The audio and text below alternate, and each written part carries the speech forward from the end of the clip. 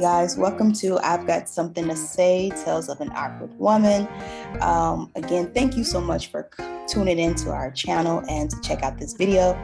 Today we got Trinette with us, guys. Trinette, would you like to introduce yourself to the viewers? Hi, I am Trinette Wynn. Hi guys. All right, Trinette. So today, as we were discussing, could you tell us of an experience that you had dating, whether it was before your marriage or after your marriage? Well, I can discuss experience with my husband while dating. So dating with my husband, it was a unique experience leading up to the process. He was just different. It was a actual courtship. He was the person that he actually asked me to be his girlfriend. You know, normally it's, you just assume, well, back in my day, I'm a little older. So back in my day, you just assumed that, you know, you all were talking. You know, you hung out for a while, then you just assumed. But he actually asked me to be his girlfriend. I thought it was a little lame.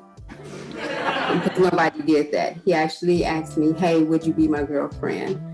And I actually gave him my requirements. These are the things that are non-negotiable. If these things happen, then it's over.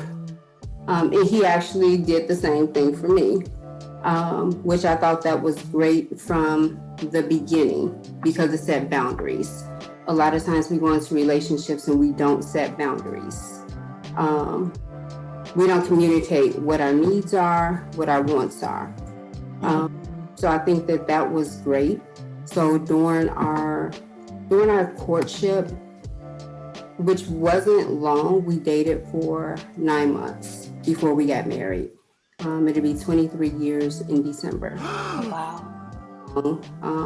I cannot say that we learned a lot during that dating period. You learn each other, you evolve as the years go. But we didn't spend a whole lot of time together, but the time that we spent together, it was quality time. I was an engineer. I worked away. I lived away, rather. We lived in two totally separate towns, 45 minutes an hour away. So we only saw each other on the weekends. We went to church together as well. So that time that we spent was quality time. I did have a daughter beforehand. I didn't allow him to be around my daughter. So that was one of the things before we got married. He insisted on being around my daughter, seeing how their relationship would be before we took it to the next step. How would he be with her? How would she react to him? If it would just work, you know. He was great with my family, being a comedian, being able to joke and all of that. You know, I loved his family.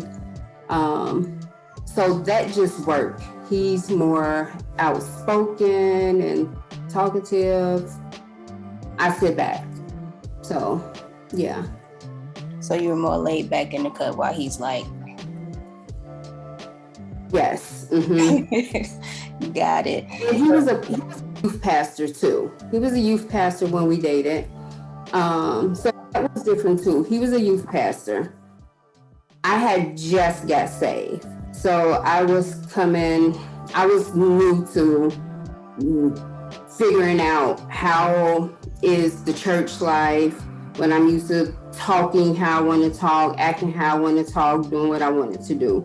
So that was a whole different arena for me. But he was so educated, so knowledgeable in the things of God. That's what drew me to him. Just his love for God, his worship for God, and that hasn't changed. Oh, that's good. So how important during you guys' courtship was it for you to see how he interacted with your daughter, because I know there are some people like that are single parents that are out in the dating world, and some are kind of like, I don't want my kid around this person, and others are like, they don't really, not to say they don't care, they just gonna rip the Band-Aid off right away. So how important was it for you to first set that boundary before letting him around your daughter? Because of my experiences growing up, it was important for me to keep him away from my daughter because of my upbringing and because of my experiences. So I put a little thread in there, one of my boundaries to dating. I don't think I started introducing him where we spent time together until maybe month 4. Although it's weird because our families were around each other years before we actually started dating. So he had saw my daughter, before, but as far as with me, him, and my daughter, it was probably like month 4 until he insisted that we start spending time together. So it was important for me to keep that separation in case we didn't work out. I didn't have men in and out of my daughter's life at all. Okay, that's real good. Through all of your experience with Marvin, and you guys' courtship, what was one of the few things you learned about that? Well, one of the most important things that I learned was, one, to be really transparent, to be open. Although our period was short, I'm a firm believer. Even to this day, I don't want to waste time with you. I don't believe in wasting time. Let me know if you see a future or not. Let me go. It may hurt today, but it's okay. I'll find somebody, tomorrow, however long tomorrow is. So it was really good. We was transparent when we had weak moments, or when we didn't think that it was going to last. We were very open and honest with each other. We communicated, okay, we need to step back for a minute. We need to think about if this is going to work. We need to pray about it, and then we'll have a conversation in a week. That is how we did things, which worked.